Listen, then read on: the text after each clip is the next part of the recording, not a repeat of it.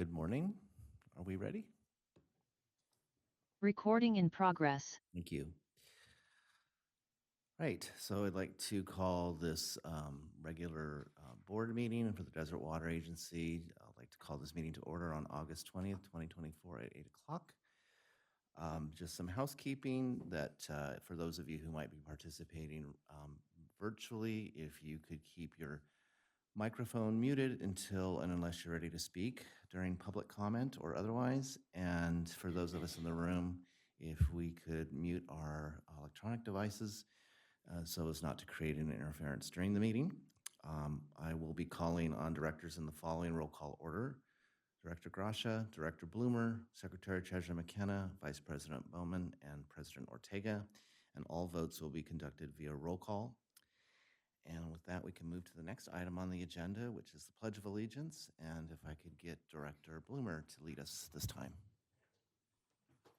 I pledge allegiance to the flag of the United States of America and to the republic for which it stands, one nation, under God, indivisible, with liberty and justice for all.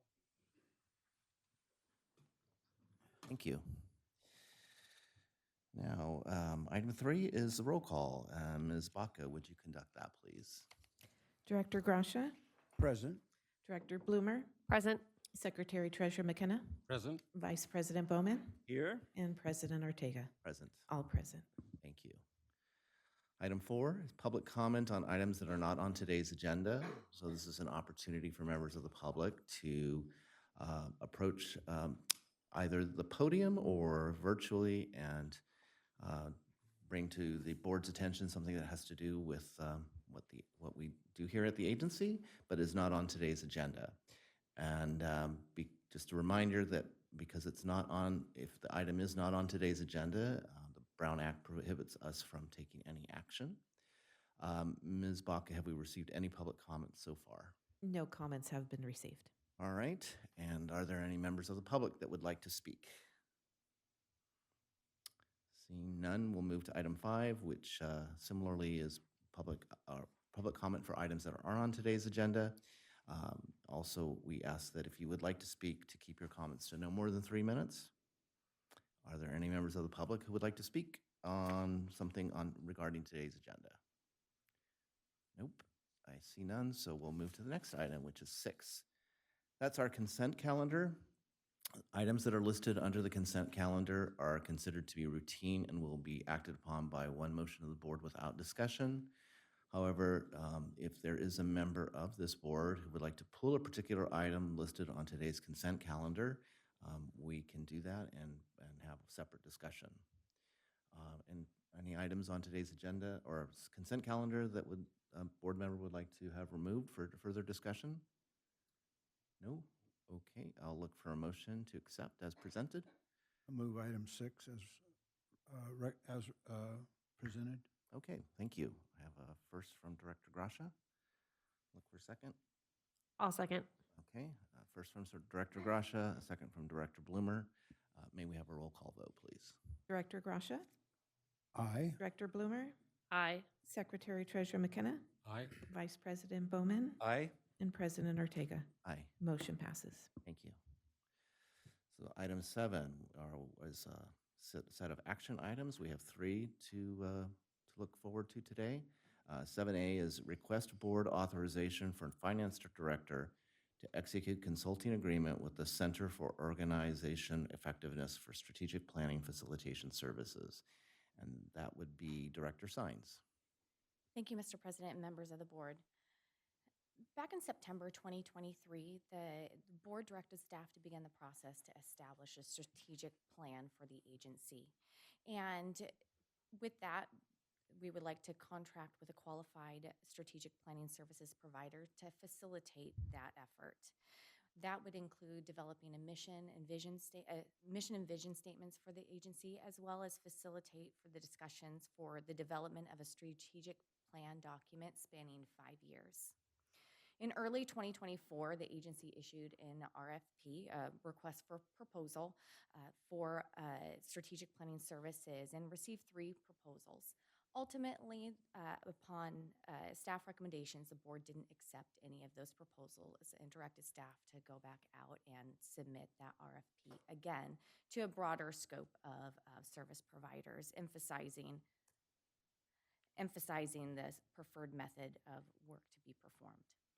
In May 2024, that RFP was reissued, and the agency received 2 new proposals that we evaluated themselves and also against the other ones that we had received previously as kind of our point of reference. Ultimately, the Center for Organization Effectiveness was identified as the service provider with the best understanding of the agency's needs, as well as the most desirable project approach. In addition, the Center for Organizational Effectiveness submitted the lowest cost proposal of the 2, but ultimately that was not the main determining factor. I also want to point out that the Center for Organization Effectiveness, they were actually a part of the first group of the first round of RFP we had sent it out to recommended service providers that we had received from other special districts. They had originally submitted their intent to propose, however, later withdrew because they knew that the projects they were working on then, they had expanded in scope, and so they did that self-evaluation and said, okay, we do not feel that we would be able to provide these services to you in that time frame. So they ultimately withdrew that intent to propose. So we reached back out to them because they were a recommended provider, and so they did end up reevaluating and feeling that they would be able to provide these services at this point in time and ultimately propose. So they were an original recommendation to the agency. For the fiscal impact, the contract is estimated at $52,110, and those funds are available in the 24-25 budget already for consulting services. Legal counsel has reviewed the consulting agreement that is attached to the staff report, and staff recommends the Board of Directors authorize the finance director to execute the consulting agreement with the Center for Organization Effectiveness for Strategic Planning Facilitation Services. And that concludes my report, and I'd be happy to answer any questions you may have. Thank you. Any questions, Director Grasha? I have no questions. Okay. Director Bloomer, No questions. Secretary Treasurer McKenna. I have none. Thanks. Okay. So Vice President Bowman. None for me? All right. I have none. So I'll look for a motion regarding this action item. I'll make a motion to, for the request to authorize the finance director to execute consulting agreement with the Center for Organization Effectiveness for Strategic Planning Facilitation Services. Thank you. I'll second what she said. Thank you. All right. I have a first from Director Bloomer and a second from Secretary Treasurer McKenna.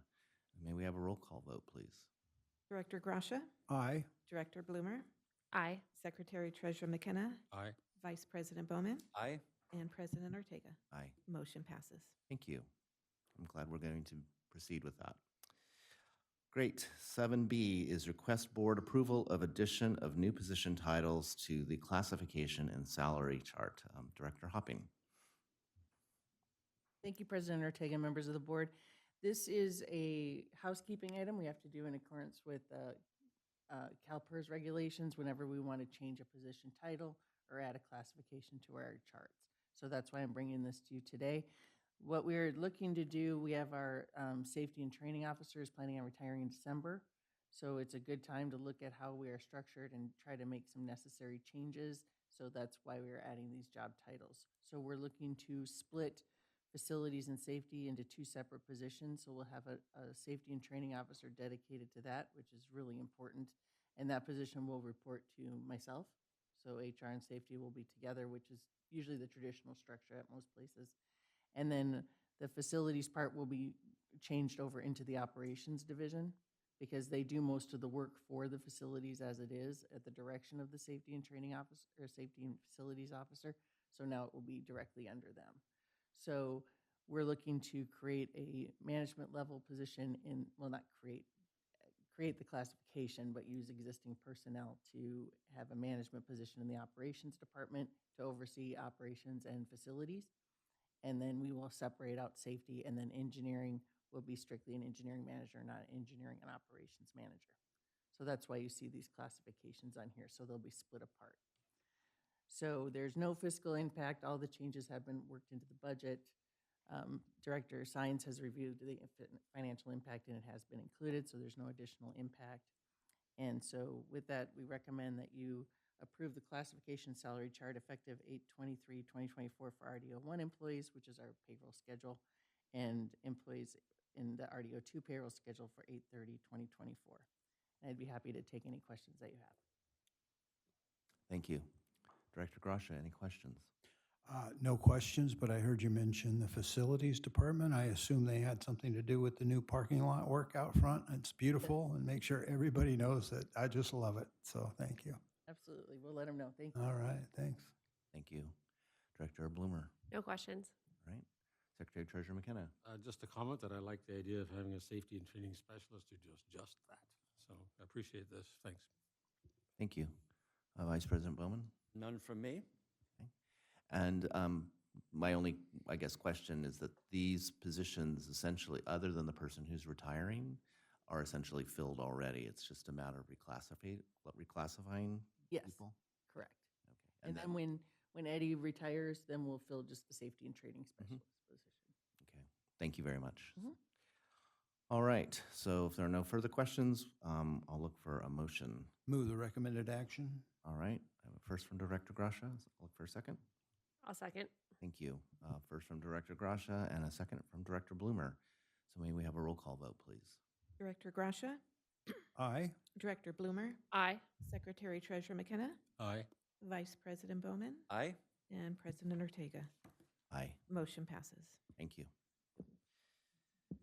Item 7C, request board authorization for general manager to sign the Flume Master Data Sharing Agreement to participate in the California Department of Water Resources Indoor Water Use Study, and that would be Director Yort. Thank you. Thank you. Good morning, President Ortega and members of the board. So the item before you today is related to an indoor water use study. And so if you'll allow me a second just to kind of provide some background as to how and where we got here today, and if we should pursue joining this study. So SB 1157 was a bill that was signed into law in 2022, and this essentially ratchets down our indoor water use standard. Currently, we are at 55 gallons per capita per day, and so in 2025, we will see that reduced down to 47 GPCD, and then in 2030, that would go down to 42 gallons per capita per day. And so SB 1157 also directed the Department of Water Resources, so DWR, to, in addition to lowering these water use standards, to conduct a indoor water use study. There's a lot of indoor water use, so I apologize if it gets a little repetitive, but to conduct an indoor water use study to quantify the benefits and the impacts associated with the new 2030 standard, which would be 42 gallons per capita per day. And so DWR has now contracted with Flume Water to conduct this study and then to see what is the actual indoor water use standard across the state. So DWR has asked Flume to contract with 50 water agencies up and down the state, or at least 50. I know Flume is trying to secure more than 50 agencies so that there is a larger data pool to ascertain or to go through. And so at the end of the study, Flume will also provide each of the water agencies with a thorough report that is specific to each of their agencies, and that would determine how your indoor water use per your service area is going, what your levels are at, what are your habits, etc. In order to participate in this study, there's a few things that agencies would need to do. We would be responsible for reaching out to our customers and encouraging them to participate in this study, and they would sign up and receive and have to install a Flume device. And in case you're unfamiliar with Flume, it's got this little plastic strap with a machine that goes around your meter. And that essentially allows, it reads, and it's very sensitive, any water flowing through your meter. Additionally, agencies would need to sign a data sharing agreement that would provide Flume with our historical billing and consumption data for the last 5 years. And that's also used to determine if your water use habits have changed and kind of what you currently are at. And it's also done to try to reduce what is being called like a Flume bias. So if you already have a Flume installed or if you want to participate, one would assume that you would be more conservation minded, and that so having this historical data is trying to also take into effect that Flume bias. Additionally, just wanted to let you know some of the agencies that are currently participating. So locally, Coachella Valley Water District and High Desert Water have already signed on to participate, and they are fully signed on. Other participating agencies include Los Angeles Department of Water and Power, Santa Margarita Water District, Walnut Valley Water District, City of Santa Barbara's Water Division, Long Beach Utilities, McKinneyville Community Service District, among some others. So a few things to note. To date, Desert Water Agency, we do not have the ability to determine how much of water or how much water is being used indoors. Our how we bill is not a tiered rate budget billing system, so it's not like other agencies where they can already kind of ratchet down per their tiers. And then this study will also help DWA to see if our customers are near the 2025 targets of 47 GPCD, or are we near the 2030 targets, or are we far off from that? And that will also help inform our conservation efforts if we need to adjust them, if we need to expand them and push further indoor conservation. And then additionally, this information will definitely be beneficial for us to have if we pursue any future cost of service studies as well. So there's absolutely no fiscal impact to participate in this study. It is free to water agencies. I just want to note, I know we talked about we have to install some flumes in our service area. We currently have about 60 to 70 flumes already in our service area. To participate, we need at least 100. And so the gap from 70 to 100 is a lot easier to fill. We only have to find 30 additional participants, and those, as mentioned, are free to participants in order to participate in the study. Legal counsel has also reviewed this data sharing agreement, and they had no additional comments or concerns. And so staff would recommend the board authorize the general manager to sign the Flume Master Data Sharing Agreement, and that is, in essence, is the only piece we need to participate in this study. Take any questions if you have any. Okay, thank you. Director Grasha. I do have a question. When I was reading through this over the weekend, I went back to it more times than I'd like to count or share. It appears to me, and I want you to tell me I'm wrong, but I think you're going to tell me I'm right, that this will, this agreement, on its face, it says we're going to share information with this private company on our subscribers to the program. But it reads like in the fine print of the contract that they're going to have data port access to all customer data within our system. And when I go back and read our privacy policy on our website, I find that to be in contradiction of what the privacy policy says for everyone that's ever signed up. If you read it, you can't read it and not have that feeling that we're somehow violating the trust with those people that signed up under those terms of service at the time they signed up. And that is that we would not share their information. And here we are basically giving a data port direct access right into our system. I'm not good with that, but I just want to highlight that and let you know that's why I won't be supporting it. But my recommendation is that the board look for a way to accomplish what they want to do without providing all of that private information. with a private company who says in their contract that they can do whatever they want with that information anytime they want. It's right in the contract. So I got a real problem with it, but that's it. Thanks. Would you like to address that? Yes. Thank you. There are portions, yes, that I'll address, and then possibly, Mike, if there's anything additional you might want to add. I'm not familiar with our privacy policy, and you may be. So to clarify, Director Grasha, and thank you for the question.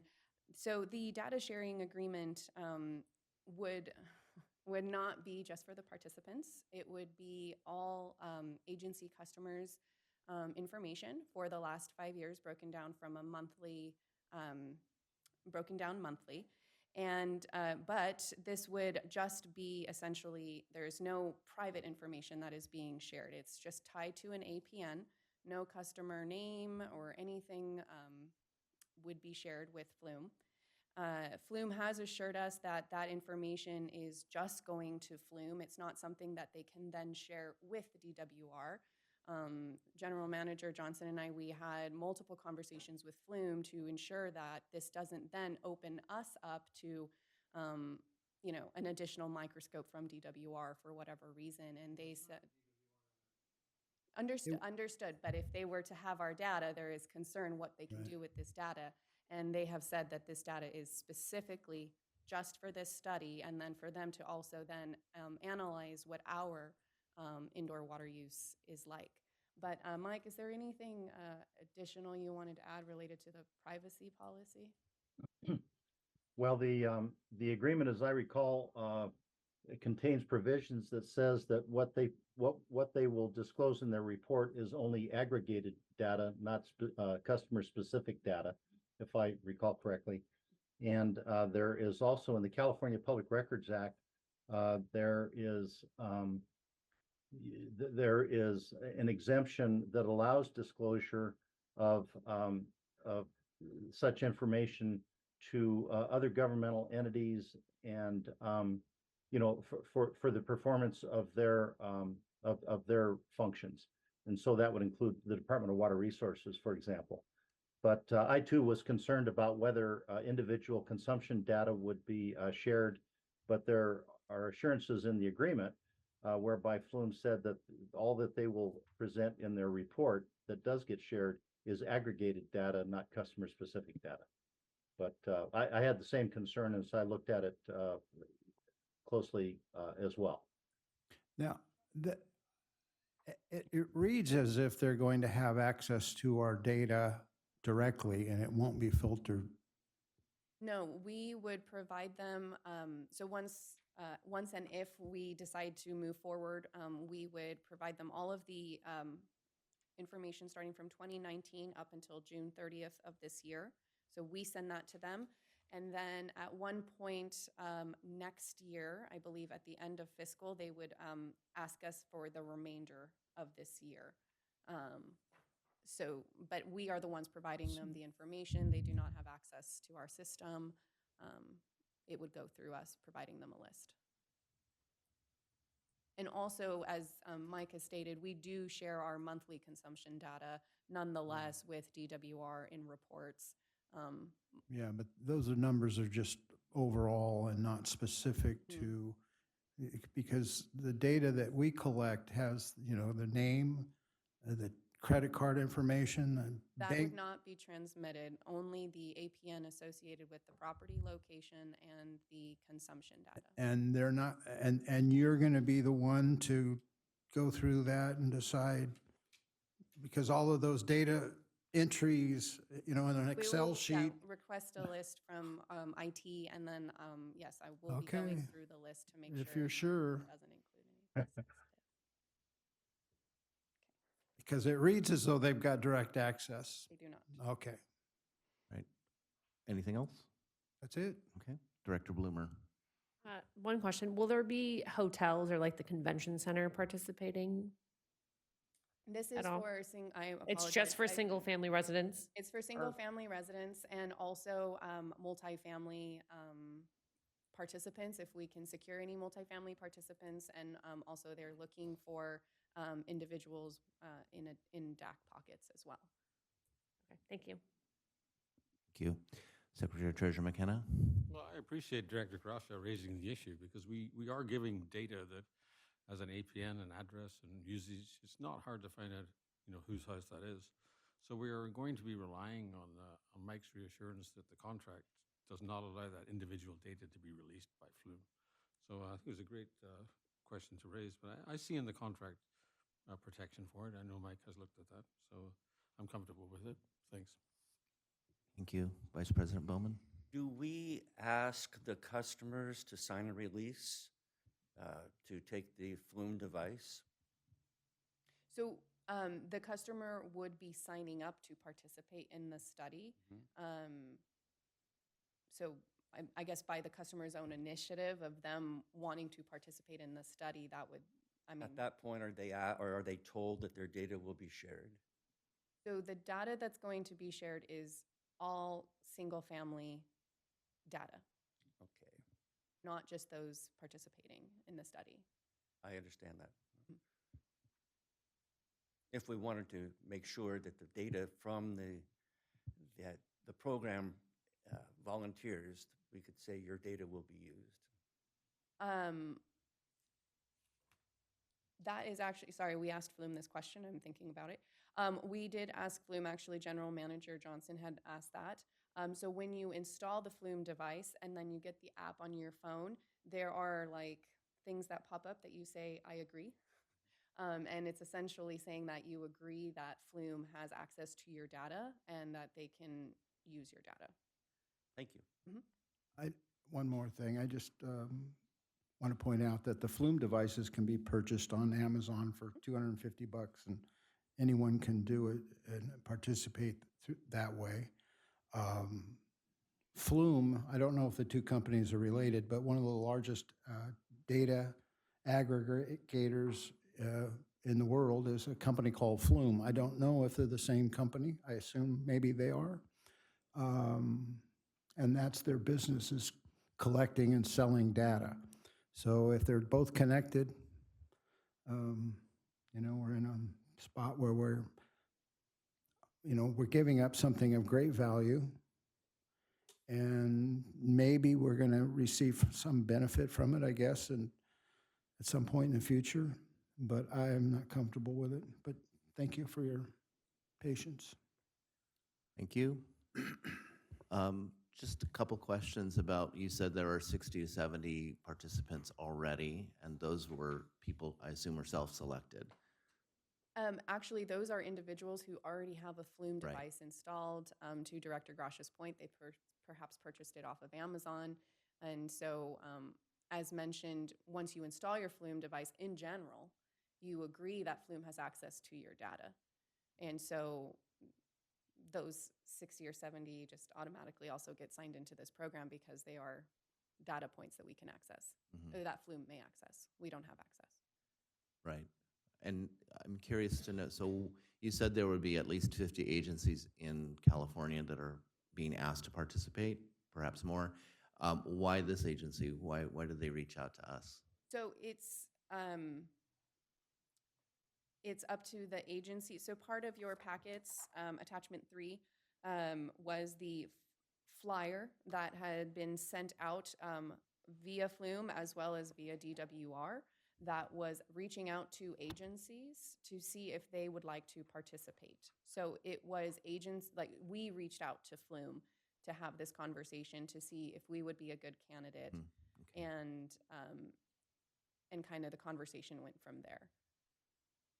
But being that our rate structure is one rate, they also agreed that this makes us unique compared to High Desert or Coachella Valley Water District, for example, because we don't have that more individualized data or that tier rate structure. Okay, thank you. Mhm. All right. I will look for a motion for item 7C.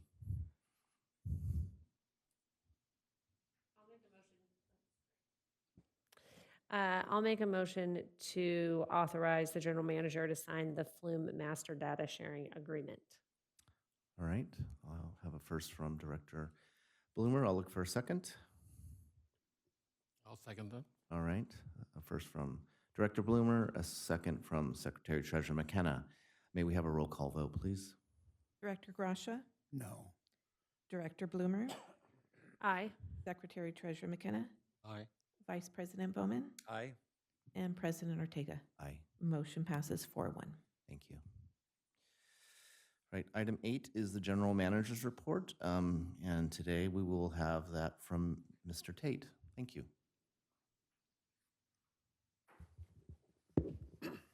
Thank you, President Ortega, members of the board. I have a few items to report on. First, the agency hosted a blood drive on August 14th. We had 13 people donate, including one first-time donor. They hit their target projection with 12 units collected, and that will benefit 36 people, so that's good news. System leak data. So the leaks are, the number of leaks per month is going down. This is something we expect in the summer. We usually have a lot more leaks when the weather changes. As the asphalt and the concrete expands, it puts a lot of stress on the system and creates more leaks. So it's been hot, it's consistently hot, and the number of leaks is calming down. Might see more in the shoulder seasons. So. Let's see.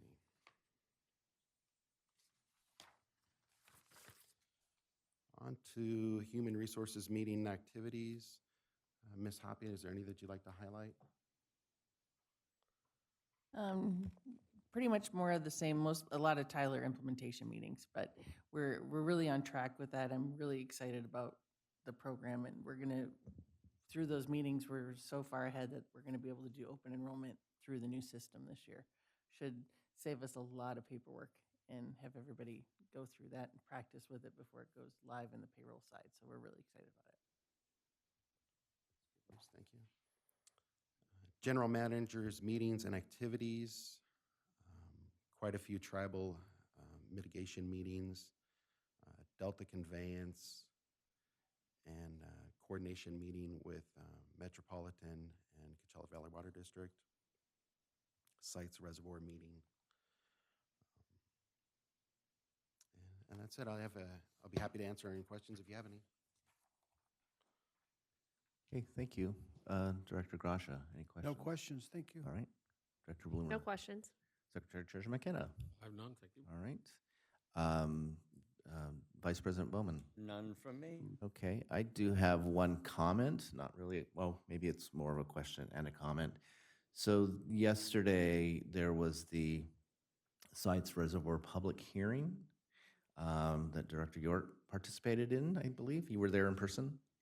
Yes, I was there in person, and go ahead. Well, I don't know if this is the time to do that, or perhaps we can schedule it for a future meeting, but I think I would like to hear about what was discussed and sort of what the purpose of the meeting was. And Sure. Well, I can touch on that briefly if you like, because there were a lot of technical issues yesterday, and so the hybrid component, the in-person component, was canceled at like 9:45 in the morning. And so what we did instead was they reconvened at 11 a.m., mainly for virtual policy statements. And so I provided the statement on behalf of Desert Water Agency. And next Tuesday, as you know, this is a series of hearings. So next Tuesday, they will reconvene with this hybrid format and dive more into their intended agenda that was set for yesterday because of all of these technical issues. So it was a trip up to Sacramento to provide virtual comments in a Sacramento conference room. nice, okay. It was lovely. But how many more public hearings are there scheduled for this? I believe there are 2 additional public hearings scheduled, and I'm happy to send around actually the comments that we read into the record, which was our policy statement. So I'm happy to share that with the board and can do so after the meeting. I would appreciate that. And then perhaps after these next 2 public hearings, we can get sort of a summary of where you think we are at this moment. Absolutely. All right, thank you. Thank you. Right, so item 9, director's reports on meetings and events attended on behalf of the agency. We'll start with Director Gracia. Thank you. Mhm. Let me start off. This morning, I got a email from the Palm Springs Post with a very nice article about the work that we're doing here at the agency in regard to water conservation and conservation as a way of life. Very well presented. I guess you guys, I don't know who wrote it, but it was very nice to see. A lot of hard work went into that, I know. On August 7th, I attended Aqua Squeezing the Last Drop using an enhanced recovery reverse osmosis systems. It was a Aqua program put on by the Orange County Water District. And it was very enlightening. And Orange County Water District has a series of these. I think every other month they do something like this, and it's always very enlightening, and I recommend it for anyone that's got the time. On Monday the 12th, DWA IT training. I guess I maybe forwarded something that I shouldn't have or something, but it was sent back to the principal's office on that subject. On Tuesday the 13th, Aqua Region 9 meeting. I must say, another excellent event put on by you guys at Region 9, and my compliments to you for all the work you're doing. A very enlightening conversation around our table. I know, I'm sure you guys all had a different set of ideas and so forth exchanged.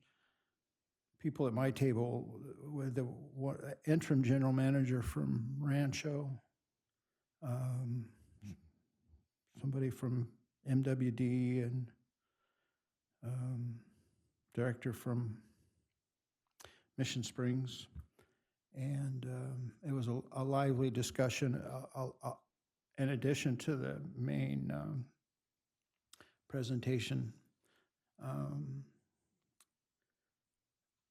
And I know you spoke during it, so I know you'll have some ideas on this too. So on the 13th, the Coachella Valley Water District Board meeting, this was last week. I recommend it for anybody that's interested in keeping up.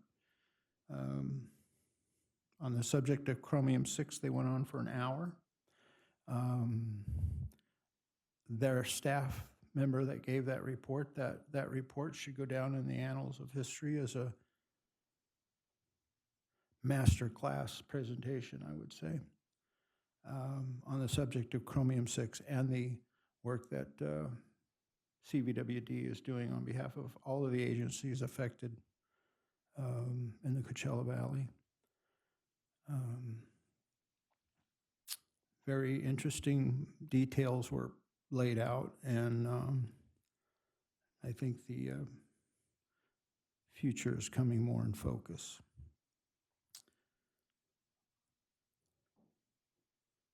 Also, John Powell had some comments that I thought were interesting. During his director's comments, he made mention of the tribal meetings and how they were, I don't want to put too much my own context on it, but how their agency was working hard to find alignment with this agency. So I thought that was an interesting choice of words. And then on the 14th, the Aqua 101 webinar on all of the advantages and benefits of membership, which was enlightening. I've been going to different meetings and picking up little bits and pieces about, how we could be more involved with the organization. And that was a full class, if you will, on all the benefits that are available to us. And that was, again, on the 14th. And then on the 15th, the DCA board meeting, Desert Canal Authority. They had an interesting, they elected their new officers for the next 2 years, I think. And they had a process that they put in place that allows them, and I think Mr. Adele gave a report on this at one point, and I think his is contradictory to what they're doing. So at some point, I'd like to have a clarification on this. They elected theirs by slate. Somebody made a motion that, I vote for so-and-so for, I want to make a motion that so-and-so be president, so-and-so be vice president, and so-and-so be secretary, all in one motion. As I recall, Mr. Riddell said we weren't able to do that. I don't know if that's something in our law or it was just tradition, but I thought that that was a much more efficient way and a logical way of electing our officers. So if that's something we can look at, that'd be great. And that's it. Also, then I have here upcoming events. I noticed you referred to these too, so I made a note of them, just to remind everybody that apparently they're now in our packet. So I found them very helpful, so I saved them for myself. Anyway, thank you. Okay, thank you. Director Bloomer. The only event that I attended was the Aqua Region 9 event on August 13th. And I thought it was a great topic, and it seems to me that all agencies are having kind of similar issues and kind of roadblocks with bringing in newer and younger workers as people retire. So, but there was some good suggestions and ideas on how agencies can work together and make sure that we're all kind of in alignment and doing the same things. So that was it. Okay, thank you. Secretary Treasurer McKenna. On August 15th, I attended the Mission Springs Water District study session in person. They discussed a plan to lease space to a solar contractor and to enter a power purchase agreement with that contractor. They also discussed that meeting again that issue again on the 19th. They mentioned on the 15th that they were discussing in executive session possible litigation against the director of another agency. Plus ça change. On 19th, I attended the Mission Springs Water District Board meeting via Zoom. They continued the hearing on the solar issue until September 16th, but the details were that they would save $300,000 a year in electric costs and $13 million over 25 years. A rather obvious math error that no one in the room challenged. I've studied their plan, and I think they will save at least $9 million, which is still well worth having. But the documents are a little bit conflicting in that they sometimes say that the district will retain the tax credits, and they sometimes say the contractor will. So I'm going to be studying that one. I'll be following that one with interest. On the 19th, they agreed to hire a Sacramento lobbyist, something we do, and obviously we think it's a good idea. So they're joining us in that sort of effort, a different company, obviously. They reported that Edison has cleared the way to allow them to complete the intertie between the Horton and Wright wastewater treatment plants. Apparently there was a right-of-way issue, and they've now resolved that. They went into closed session for about 2 hours and came out with no reportable actions. And those are the only 2 meetings I attended. Thank you. Vice President Bowman. Yes, I also attended the 8/13 Aqua Region 9 meeting, and I have to say the esprit de corps among our region was very high, and they placed us all at tables that we had to meet and interface with other district people, and I found that just absolutely delightful. Also on 8/15, I attended our executive committee. Okay, thank you. Yeah, so I as well attended the 8/13 Aqua Region 9 meeting. I think the takeaway for me in hearing what other agencies are doing with regard to finding and retaining talent and developing talent within their agency and not necessarily poaching from other agencies, although we know that happens. But one of the things I really appreciated was the amount of cooperation that was talked about at the table that where I sat, and where some agencies would, in fact, if they had multiple applicants for one position and found that several of the applicants were, qualified, but not necessarily the one that they would hire because they had one position, that they would then share those at the permission of the applicant, but share that with other agencies that they knew in the area that were looking for similar talent. I really appreciated that initiative.